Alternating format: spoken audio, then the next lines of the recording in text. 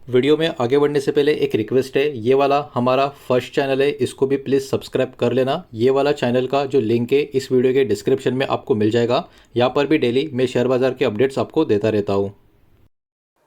तो चलिए आगे बढ़ते हैं हमारे आज के दिन के पहले वीडियो की तरफ। तो देखिए एक बहुत ही बड़ी खबर यहाँ पर निकल कर आ रही है मूडीज की तरफ से, बिकॉज मूडीज ने इंडिया का जो ग्रोथ का फोरकास्ट है उसको कट कर दिया है। डाउनग्रेड भी बोल सकते हैं, लेकिन रिपोर्ट में उन्होंने कट लिखा है तो हम कट इस शब्द का ही यहाँ पर प्रयोग करेंगे। तो ये मूडीज की तरफ से बहुत ही बड़ी अपडेट आते हुए हमको देखने को मिल रही है। तो एक्चुअली हुआ क्या है, एकदम शॉर्ट में इसको हम समझ लेते हैं। मूडीज ने एक्चुअली इंडिया का जो जीडीपी का ग्रोथ फोरकास्ट है 2026 और 2027 का, वो डायरेक्टली 6% के ऊपर लेकर आए।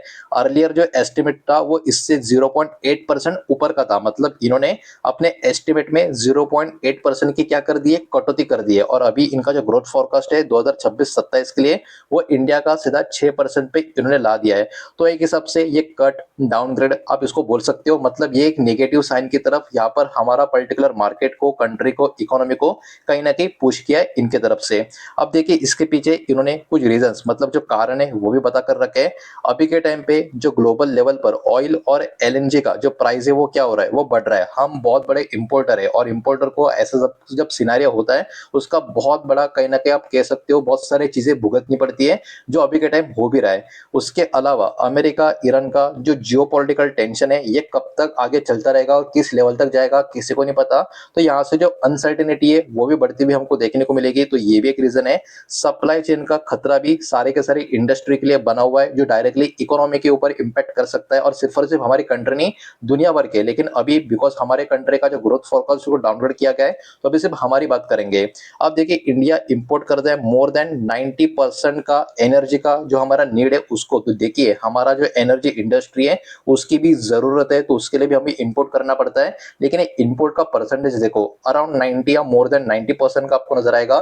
तो आप समझ सकते हो कितना बड़ा डिसरप्शन का आप कह सकते हो झटका हमको लगता हुआ नजर आ सकता है अगर अमेरिका ईरान का जो तनाव है यहाँ से और भी एक्सट्रीम लेवल पे चला गया तो।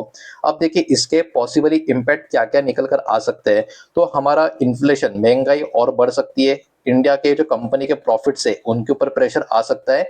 इन्वेस्टमेंट हमारे कंट्री में और भी स्लो हो सकती है। मतलब फॉरेन का पैसा इंडिया में वैसे ही प्रॉब्लम हो रहा है, लेकिन उसमें और भी टाइम लग सकता है। और मार्केट का जो वॉलेटिलिटी है वो भी यहाँ से और ज्यादा बढ़ता हुआ नजर आ सकता है।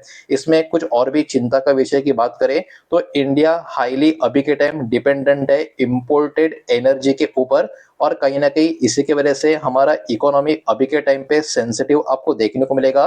बिकॉज ग्लोबल ऑयल का प्राइस कभी भी जो शॉक देगा ऊपर की तरफ का, हमको उसका अंजाम भुगतना पड़ेगा। तो यह अभी के टाइम बहुत बड़ा चिंता का विषय हमारे कंट्री के लिए यहाँ पर बना हुआ है।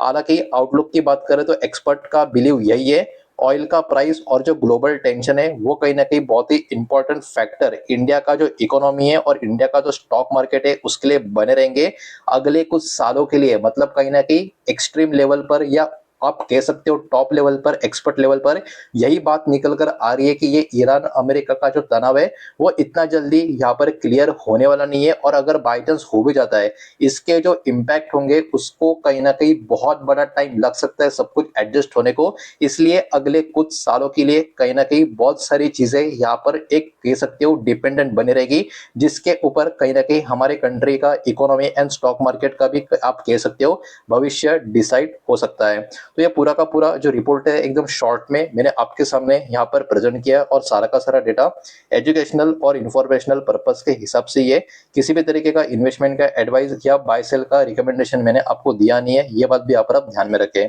उम्मीद करता हूँ वीडियो समझ आया होगा, पसंद आया होगा तो वीडियो को लाइक करें, दोस्तों से शेयर करें। पहली बार चैनल पे आ चुके हो तो सब्सक्राइब भी कर देना। और कोई भी स्टॉक में निवेश करने से पहले खुद की स्टडी रिसर्च जरूर करें, फाइनेंशियल एडवाइजर की सलाह जरूर ले। मिलते हैं नेक्स्ट वीडियो में, धन्यवाद।